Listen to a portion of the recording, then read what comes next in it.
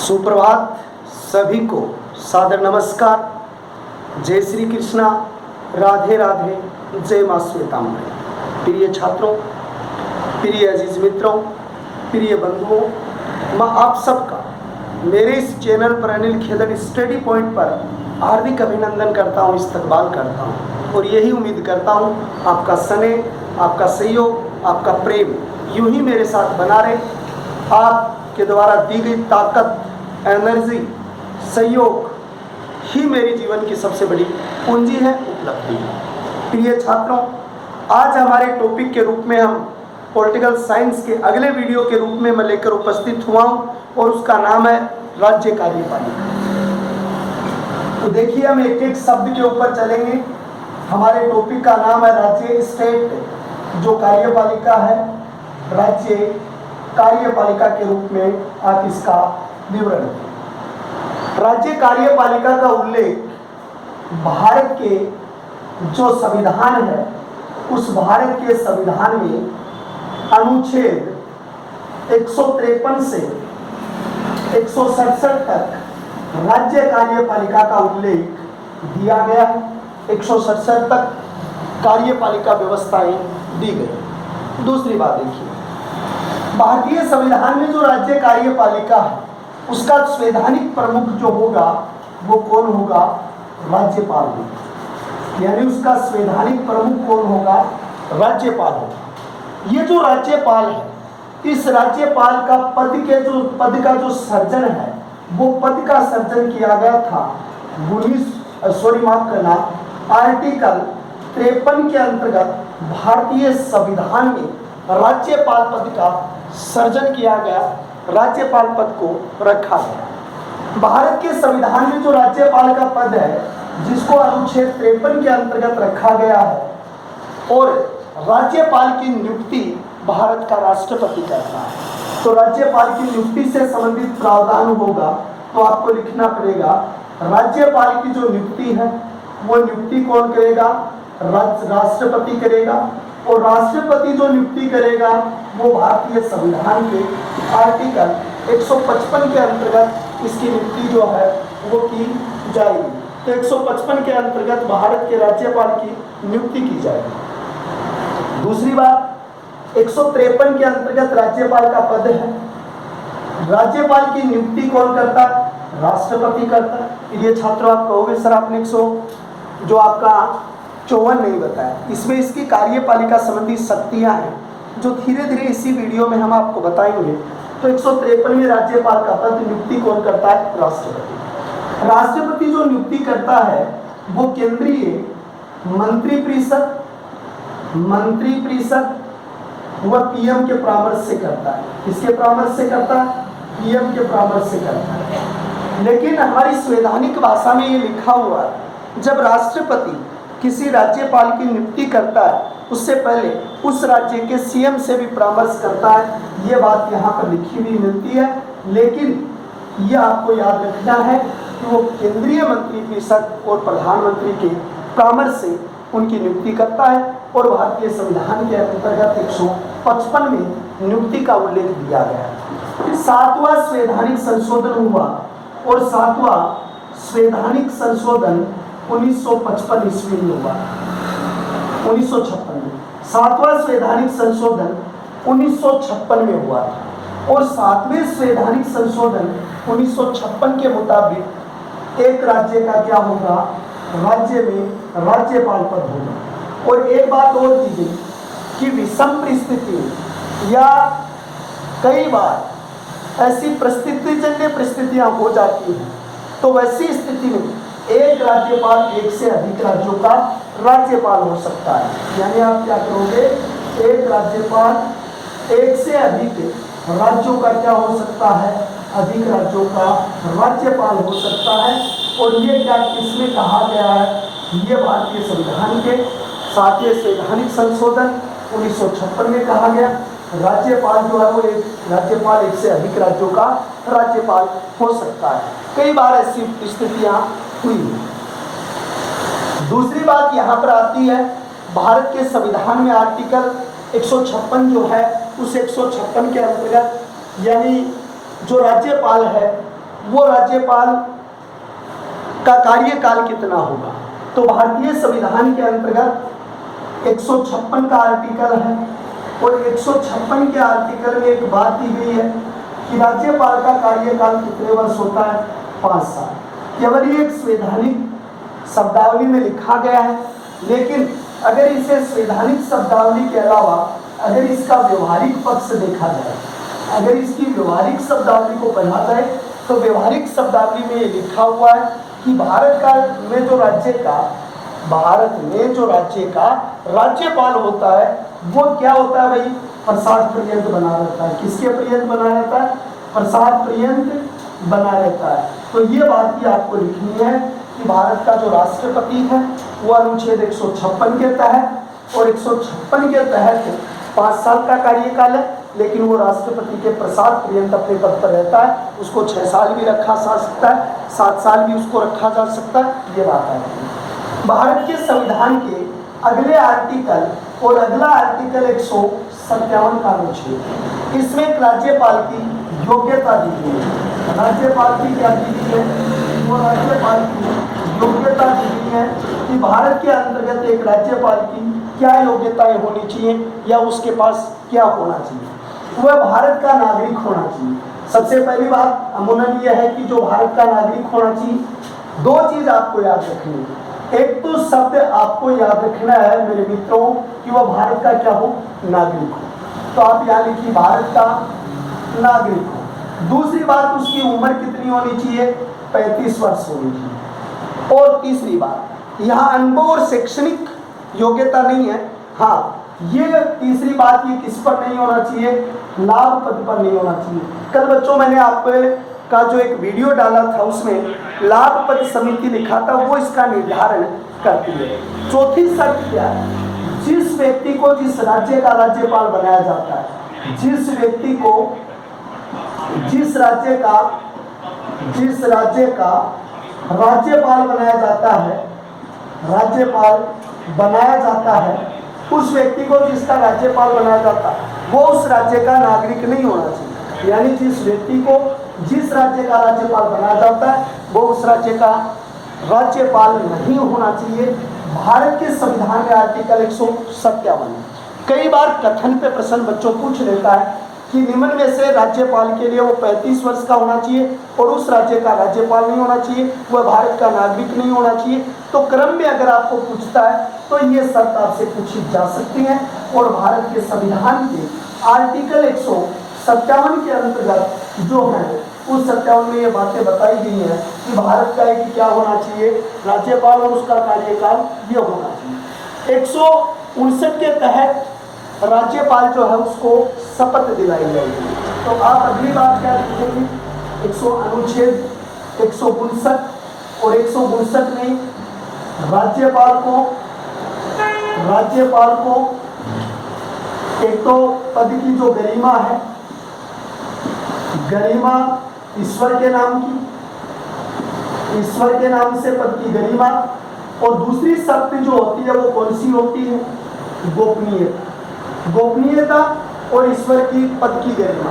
अनुच्छेद 159 के अंतर्गत राज्यपाल को पद की गरिमा, ईश्वर की गोपनीयता की शपथ दिलाई जाती है। और पद की और गोपनीयता की जो शपथ है, उस पद की और गोपनीयता की शपथ भारत के राष्ट्रपति को दिलाएगा। और भारत के राष्ट्रपति को यह शपथ किसके द्वारा दिलाई जाएगी, ये भारत के राष्ट्रपति को शपथ दिलाई जाएगी किसके द्वारा, जो उस राज्य का उच्च न्यायालय का मुख्य न्यायालय, अगर वो नहीं है तो वरिष्ठ न्यायाधीश, उस राज्य के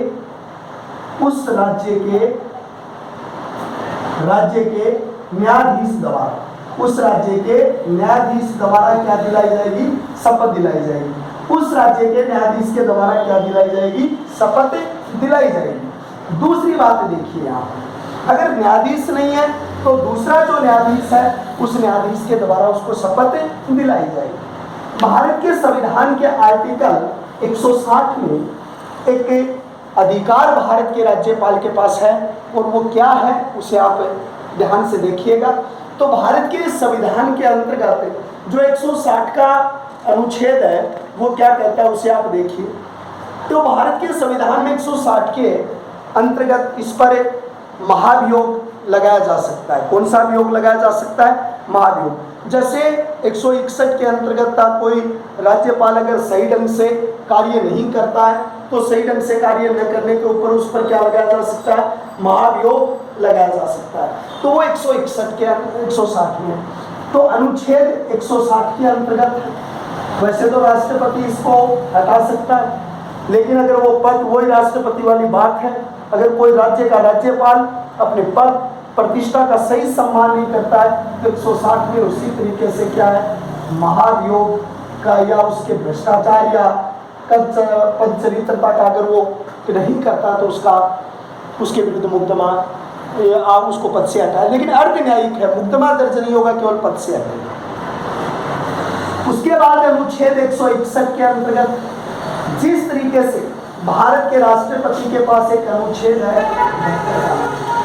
और राष्ट्रपति के पास जो 72 का अनुच्छेद है उसमें एक बात कही गई है, और उसमें क्या कहा गया है कि भाई अगर भारत की सुप्रीम कोर्ट किसी व्यक्ति को न्याय सुनाती है, मृत्युदंड देती है, सजा सुनाती है और वो अंतिम याचिका दायर करता है राष्ट्रपति के पास, राष्ट्रपति चाहे उसे यथावत रख सकता है, कुछ कम कर सकता है, उसे दोबारा विचार के लिए भेज सकता है, उसको माफ कर सकता है। लेकिन एक बात मैं स्पष्ट बता दूं कि संविधान में यह है, लेकिन व्यवहार में यह है, वो मंत्री परिषद और प्रधानमंत्री के परामर्श पर ही चलता है, तो माफ भी कर सकता है। लेकिन भारत के संविधान में आर्टिकल 161 में इस बात का उल्लेख है कि भारतीय संविधान के मुताबिक 161 में इस बात का उल्लेख है कि यही अधिकार राज्य में राज्यपाल के पास होता है। लेकिन राज्यपाल क्या करता है?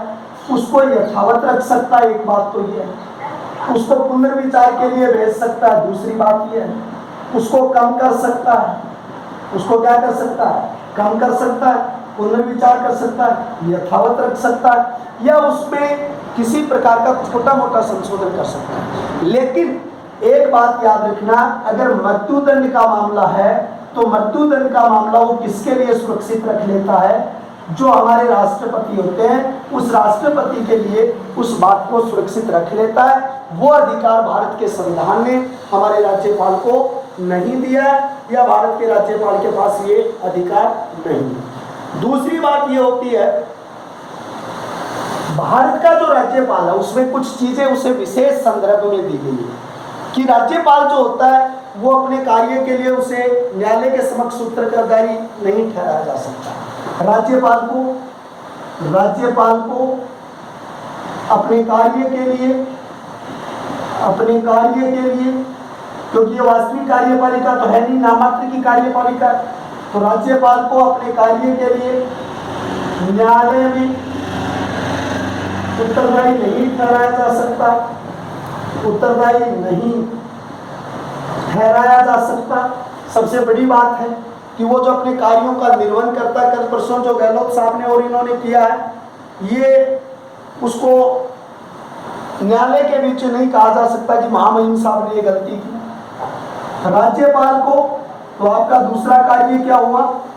राज्यपाल को फौजदारी मामले में पहले तो आपके फौजदारी मुकदमा पद पर रहते हुए नहीं लग सकता, फौजदारी मुकदमा नहीं लग सकता पद पर रहते हुए उसको क्या नहीं किया जा सकता?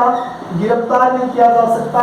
पद पर रहते हुए गिरफ्तार ही नहीं है तो सजा का प्रावधान ही नहीं है, यानी उस पर फौजदारी मुकदमा भी नहीं लगाया जा सकता। दीवानी मुकदमा की भी उसे 2 माह पूर्व सूचना की जाती है, तो अगर दीवानी मुकदमा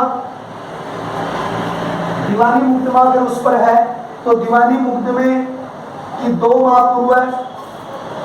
पूर्व उसे क्या दी जाती है? सूचना दी जाती है। 160 के अनुच्छेद में जो आपके राज्यपाल के विरुद्ध महाभियोग का प्रस्ताव है, अनुच्छेद 161 में यथावत पुनर्विचार कम करना, लेकिन मृत्युदंड को राष्ट्रपति के पास स्वीकृत रखता है। राज्यपाल को अपने कार्य के लिए न्यायालय के सामने उत्तरदायी नहीं ठहराया जा सकता। राज्यपाल को फौजदारी मुकदमा और फौजदारी मामलों में उसकी नहीं हो सकती। दीवानी मामलों की सूचना भी उसे कितने समय पूर्व देनी होगी? 2 माह पूर्व सूचना देनी होगी। भारत के जो राज्यपाल हैं उन राज्यपाल को यानी स्वीकृति वहां पर देनी होगी। तो ये बात यानी भारत के संविधान के अंतर्गत दी हुई है। दूसरी बात, भारत का राज्यपाल है वो 163 के अनुच्छेद में। अगली चीज क्या होती है, राज्यपाल 163 के अनुच्छेद में। तो आपने अनुच्छेद कितना लिखना है, अनुच्छेद 163 है। राज्यपाल अनुच्छेद 163 में मुख्यमंत्री की नियुक्ति करता है। मुख्यमंत्री की नियुक्ति करता है, इनको शपथ दिलाई जाती है 164 में। तो मुख्यमंत्री की नियुक्ति का प्रावधान 163 में। मैंने पूर्ववर्ती समय में आपको प्रधानमंत्री बताया था आर्टिकल 74 और आर्टिकल 75। जिस तरीके से केंद्र में प्रधानमंत्री की नियुक्ति होती है उसी तरीके से राज्य में सीएम की नियुक्ति होती है। ये बहुमत दल का नेता होगा, विधानसभा का नेता होगा। कई बार ऐसा देखा गया है कि अगर किसी व्यक्ति को दल को स्पष्ट बहुमत ना मिले तो यहाँ पर राज्यपाल के पास एक अधिकार है कि वो अपने विवेक से वरिष्ठ दल को बहुमत सिद्ध करने के लिए किसी व्यक्ति को सीएम के लिए आमंत्रित कर सकता है। अगर बहुमत है तो उसे सीएम नियुक्त कर देता है, और जो पहले से यानी सदन के अंतर्गत अगर कोई दल बदल संबंधी या अचानक जो कोई समस्या हुई है तो उस पर संज्ञान भी उसके द्वारा लिया जा सकता है। ये बात भारत के संविधान के आर्टिकल कितने में है, 163 का जो आर्टिकल है उसमें भारत के संविधान में इस बात का उल्लेख दिया गया है। 154 में राज्यपाल की कार्यपालिका संबंधी शक्तियां हैं। तो आप लिखेंगे राज्यपाल की कार्यपालिका संबंधी शक्तियां, राज्यपाल की कार्यपालिका संबंधी शक्तियां हैं।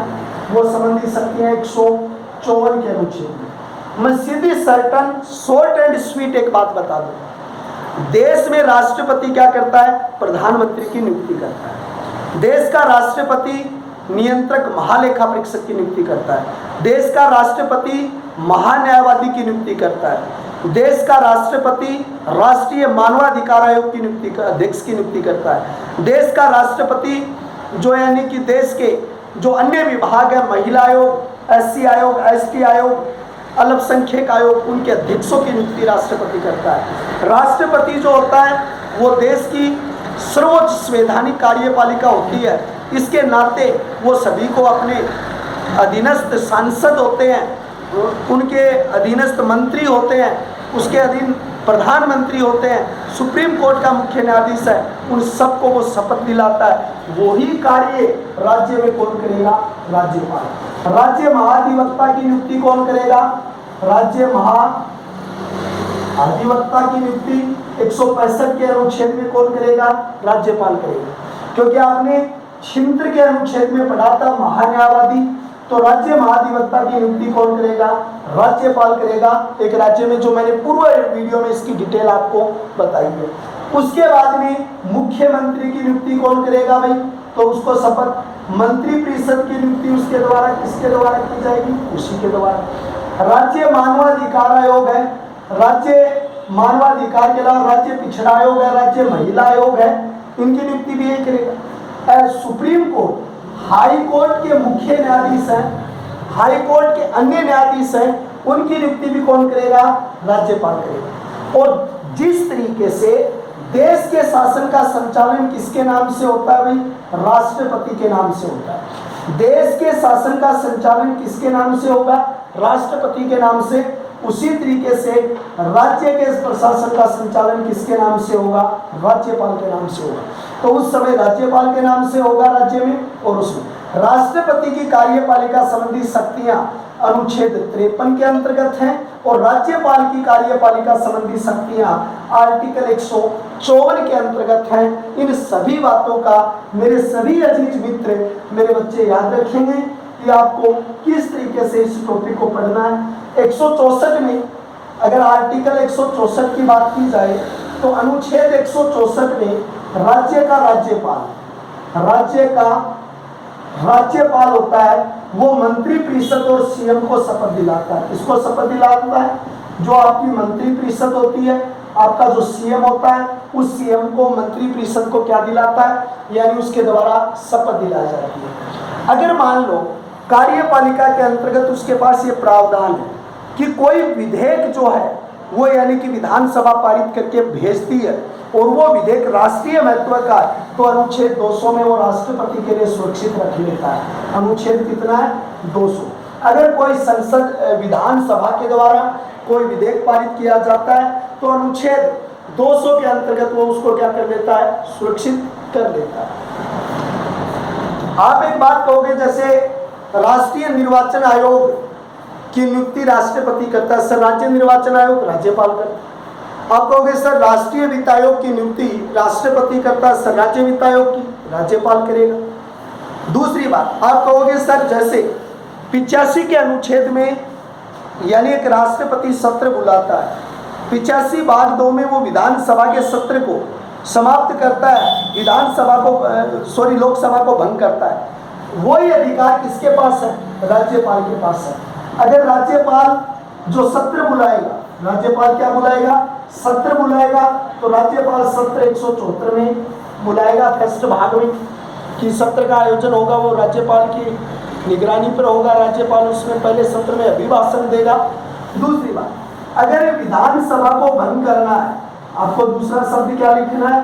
विधानसभा को अगर भंग करना है तो आपको 174 भाग 2 के अंतर्गत आप विधानसभा भंग करने का अधिकार भी किसके पास है? राज्यपाल के पास है। दूसरी बात, ये जो राज्यपाल होता है, आपने पूर्ववर्ती वीडियो में पढ़ा था कि आर्टिकल जो 78 है, उस 78 में आपने एक चीज पढ़ी थी कि राष्ट्रपति जो है उस राष्ट्रपति के मध्य की कड़ी होता है कौन? वो मध्य की कड़ी होता है वो प्रधानमंत्री होता है, दोनों के बीच की कड़ी प्रधानमंत्री होता है 78 के अनुच्छेद के अंतर्गत, यानी दोनों के मध्य की कड़ी के रूप में इसको देखा गया था। तो यहाँ कहा जाता है मुख्यमंत्री और राज्य प्रशासन मंत्री परिषद के निर्णयों की जो सूचना प्राप्त की जाती है उसका अभिभावक जो होता है, वो अभिभावक कौन होता है? तो वो राज्यपाल होगा। अगर आपको एक बात 78 में राष्ट्रपति के मध्य की कड़ी लिखा हुआ, लेकिन आपको स्वतंत्र में ये एक बात लिखी गई है कि स्वतंत्र के आर्टिकल में देश का पूरा प्रशासन राष्ट्रपति के नाम से चलता है, देश का पूरा मंत्री परिषद प्रधानमंत्री का मार्गदर्शक राष्ट्रपति होता है। तो इस जगह पर एक आर्टिकल है 167 के आर्टिकल में एक बात लिखी गई है कि राज्यपाल मंत्री परिषद का क्या होता है? मार्गदर्शक होता है। मार्गदर्शक होने के साथ साथ अभिभावक होता है, अभिभावक के साथ उसका मुखिया होता है, उसी के नाम से क्या चलता है? शासन चलता है। भारत के संविधान का एक और बहुत ही महत्वपूर्ण आर्टिकल है 213। जिस तरीके से भारत का राष्ट्रपति आर्टिकल 123 में, जिस प्रकार भारत का राष्ट्रपति आर्टिकल 123 में संसद का सत्र नहीं चल रहा होता है, ऐसी स्थिति में देश की कानूनन व्यवस्था की जरूरत के अनुसार अध्यादेश जारी करता है और वो अध्यादेश उस परिस्थिति में देश में कानून का काम करता है। जब भी वो यानी कि संसद का सत्र चलता है तो पहले 6 सप्ताह में अगर उनको स्वीकृति मिल जाती है तो वो कानून का रूप ले लेता है, और 6 में अगर उस अध्यादेश को स्वीकृति नहीं मिलती है वो सप्ताह ही क्या हो जाता है? समाप्त हो जाता है। राज्य में भी वही सिस्टम है। राज्य के अंतर्गत एक जो राज्यपाल है वो राज्यपाल आर्टिकल 213 के अंतर्गत यानी कि राज्यपाल क्या जारी करता है? अध्यादेश करता है। अध्यादेश क्यों जारी करता है? जब विधानसभा का सत्र नहीं चल रहा होता है, जहां विधानसभा और विधान परिषद दोनों हैं, तो विधानमंडल का सत्र नहीं चल रहा होता है, तो देश राज्य की कानूनन व्यवस्था की जरूरत के अनुसार तो वो आदेश जारी कर सकता है। अगर जब भी वो सत्र जारी हो तो 6 माह में या तो उसे हमारी विधानसभा जो है वो स्वीकृति दे देगी, और वो स्वीकृति नहीं देगी यानी कितने में? 6 माह में 6 सप्ताह में, और 6 सप्ताह सत्र के शुरू होने के बाद नहीं मान्यता मिलती है, वो सप्ताह क्या हो जाते हैं? समाप्त हो जाते हैं, खत्म हो जाते हैं। ये भारत के संविधान के अंतर्गत इस बात का बहुत ही सुंदरतम शब्दों में क्या किया गया? उल्लेख किया गया। तो एक बात थोड़ा सा रिवाइज कर दूं, 153 में राज्यपाल का जो पद है, 154 में कार्यपालिका संबंधी शक्ति है, 155 में उसकी नियुक्ति राज्यपाल करता है, राष्ट्रपति करता है, 156 में उसके अंतर्गत जो उसका कार्यकाल है, 157 में उसकी योग्यताएं दी गई हैं, 158 में एक से अधिक राज्यों का राज्यपाल की 8 नियम दिए हुए, जिसको 7वें संवैधानिक संशोधन से कहा गया था कि एक राज्यपाल एक से अधिक राज्यों का राज्यपाल हो सकता है। 157 में उसकी योग्यताओं का उल्लेख किया गया है। 158 के अंतर्गत यानी उसके कितनी बार भी हो सकता है, राष्ट्रपति के विशेष संदर्भ में था, इस पर ऐसा कोई प्रावधान नहीं है। 160 में उसकी शपथ है, पद ईश्वर के संबंधित है, और एक उसकी गरिमामय शपथ है। 161 में 60 में उस पर 159 में उसकी शपथ है। 160 में उस पर भी महाभियोग दर्ज किया जा सकता है। प्रावधान वही है जो राष्ट्रपति के लिए, वही राज्य में राज्यपाल के लिए। 161 में जो 72 में राष्ट्रपति के पास थे वो 161 में इसके पास है। उसके बाद ये 67 के अंतर्गत जो मंत्री परिषद होती है उसका अभिभावक होता है, मार्गदर्शक होता है, निर्देशक होता है, राज्य का शासन इसी के नाम से चलता है। 165 में ये महाधिवक्ता की नियुक्ति करता है, राज्य वित्त आयोग की नियुक्ति करता है, निर्वाचन आयोग की नियुक्ति करता है। कार्यपालिका संबंधी शक्तियां हैं जो देश में राष्ट्रपति करता है, वही राज्य में राज्यपाल करता है। फिर अगली चीज यहाँ आती है 174 भाग फर्स्ट में सत्र बुलाता है, आहूत यानी उसकी घोषणा करता है, उसका अवसान करता है, और यानी 174 भाग 2 में वो विधानसभा को क्या करता है, भंग करता है। लेकिन बहुत सारे विद्वानों ने अलग अलग बातें भारत के राज्यपाल के पद के रूप में रखी। और क्या बात रखी है, एक बात और भी यहाँ प्रावधान के रूप में, जिस तरीके से 12 सदस्य भारत का राष्ट्रपति है वो मनोनीत करता है राज्यसभा में, किस किस क्षेत्र में, वहां पर लिखा हुआ कला के क्षेत्र का व्यक्ति, साहित्य के क्षेत्र का व्यक्ति, विज्ञान के क्षेत्र का व्यक्ति और सामाजिक सेवा के व्यक्तित्व में आता है। लेकिन वहां खेल का नाम नहीं लिखा हुआ है। लेकिन मेरी कॉम, दारा सिंह और तीसरे व्यक्ति जो यानी कि निर्वाचित हुए हैं वो तीसरे व्यक्ति सचिन तेंदुलकर, उसको चुनौती दी गई, लेकिन हो सकता 331 में 2 एंग्लो इंडियन चुने जाएंगे। भारत के राज्यपाल को भी अधिकार है, राज्यपाल विधान परिषद में 1/6 सदस्य, जो विधान परिषद की कुल सदस्य संख्या होगी तो विधान परिषद की कुल सदस्य संख्या में 1/6 सदस्य राज्यपाल मनोनीत करता है। कौन से? कला, साहित्य, विज्ञान और सामाजिक क्षेत्र के लोगों को करता है। वो उस विधान परिषद की कुल सदस्य संख्या का 1/6 होगा। अगर उस राज्य में एंग्लो इंडियन है तो भारतीय संविधान का आर्टिकल 333 इस बात का उल्लेख करता है कि जिस राज्य के अंतर्गत अगर आंग्ल भारतीय हैं तो वहां पर आंग्ल भारतीय होने पर एक सदस्य राज्यपाल के द्वारा विधानसभा में मनोनीत किया जाता है। कितने सदस्य? एक सदस्य जो राज्यपाल होता है उस राज्यपाल का मनोनीत किया जा सकता है।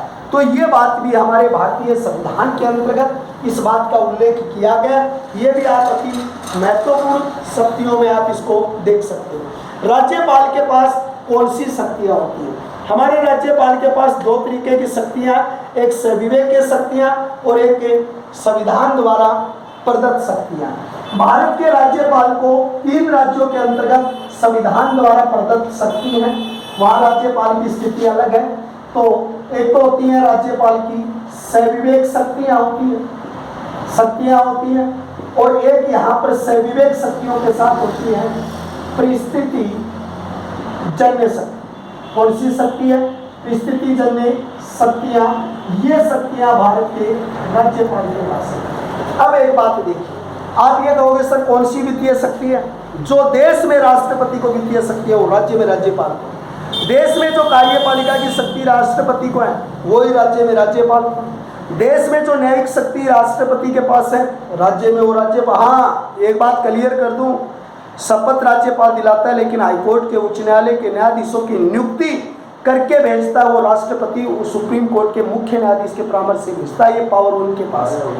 लेकिन जब उच्च न्यायालय का न्यायाधीश भारतीय संविधान के आर्टिकल 233 के तहत जब अधीनस्थ न्यायालयों के न्यायाधीशों की नियुक्ति करता है, किसकी? अधीनस्थ न्यायालयों की, तो उसमें किसकी? राज्यपाल की भूमिका होती है। राज्यपाल संपूर्ण राज्य के विश्वविद्यालयों का सर्वोच्च कुलपति होता है, उनके कुलपतियों की नियुक्ति वो करता है, तो वहां कोई परिवर्तन नहीं। लेकिन भारत के राज्यपाल के 3 पद होते हैं। जहां पर स्वतंत्र राज्य है वहां पर एक पद बन जाता है राज्यपाल। जो केंद्र शासित प्रदेश, बहुत ही गजब का प्रश्न है, केंद्र शासित प्रदेश जहां विधानसभा, जहां क्या होती है? विधानसभा होती है, वहां उपराज्यपाल होता है। वहां क्या होता है? इसी पद का नाम उपराज्यपाल होता है। केंद्र शासित प्रदेश आप विधानसभा, वहां पर क्या होगा भाई, उपराज्यपाल होगा। और जहां केंद्र शासित प्रदेश है लेकिन विधानसभा नहीं है, केंद्र शासित प्रदेश तो है, प्रदेश है लेकिन विधानसभा नहीं है, तो लेकिन अगर जहाँ विधानसभा नहीं है वहाँ पर क्या होगा, प्रशासक होगा। जैसे अंडमान निकोबार द्वीप समूह के अंतर्गत इसको क्या कहा जाता है, प्रशासक। दमन दीव एक हो गए, वहाँ प्रशासक कहा जाएगा। तो ऐसे केंद्र शासित प्रदेश जहाँ विधानसभा है वहाँ तो नहीं है, जहाँ पर विधान केंद्र शासित है लेकिन विधानसभा नहीं है तो प्रशासक होगा, अन्यथा उपराज्यपाल होगा। अब दूसरी बात ये आती है कि जैसे आपके कुछ राज्य हैं, जैसे असम है, उसके बाद में दूसरा राज्य आपका आता है सिक्किम है, सिक्किम है, असम है, मिजोरम है। ये सारी जगह है जहाँ पर उनको एक विशेषाधिकार है। लेकिन बाकी राज्यों में अगर मान लो किसी दल को बहुमत ना मिले तो स्वेच्छा से सीएम बना देता है, उस स्वेच्छा से जानकारी उनकी ले सकता है, दल बदल संबंधी कानून का संज्ञान ले सकता है। तो ये सारी चीजें वो करता है। अब हम राजस्थान परिप्रेक्ष्य में आपको कल बताएंगे। आप सभी का प्यार और सहयोग बनाए रखिए। आज हमने राज्यपाल विशेष पढ़ाया, कल राज्यपाल विशेष के बारे में भी हम राजस्थान परिप्रेक्ष्य से पढ़ाएंगे, फिर सीएम के बारे में बताएंगे। आप सभी का प्यार यूं ही बनाए रखिए। सब्सक्राइब करो, लाइक करो, बढ़ाओ। जय हिंद, जय भारत।